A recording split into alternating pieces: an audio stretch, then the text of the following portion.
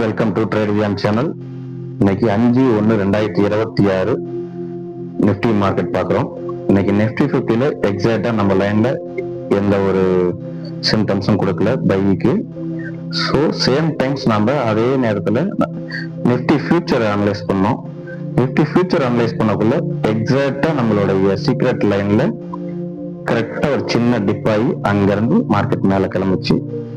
9:30 கேண்டலை தாண்டுனா by அப்படிங்கிற மாதிரி நாம இங்க செட் பண்ணியிருந்தோம். இந்த ஹையை தாண்டுனா பை எடுக்கலாம் அப்படின்னு சொல்லிட்டு அளவு போல 2 கேண்டல்ல என்ட்ரி கொடுத்துச்சு. என்ட்ரி கொடுத்த ஒரு 20 to 25 மினிட்ஸ்ல டார்கெட் அடிச்சிருச்சு. இது ஏன் டார்கெட்டை வச்சோம்னா ப்ரீவியஸ் ஹை இந்த டார்கெட் செட் பண்ணிட்டு தான் இங்க என்ட்ரியே கொடுத்துருக்குது.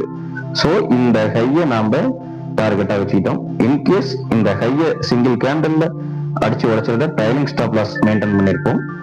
பட் இங்க ரிஜெக்ட் ஆன காரணத்தினால இந்த இடத்துல நாம பொசிஷனை க்ளோஸ் பண்ணிக்கிட்டோம்.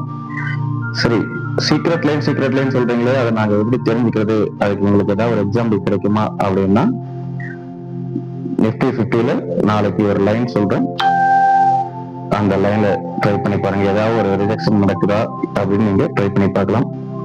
மார்க்கெட் இங்க இருந்து இப்படி போய் ரிஜெக்ட் ஆச்சுன்னா புட்டுக்கால் எடுக்கலாம், அல்லது இங்க மேல ஓபன் ஆயிட்டு இங்க வந்து ரிஜெக்ட் ஆச்சுன்னா பைக்கால் எடுக்கலாம்.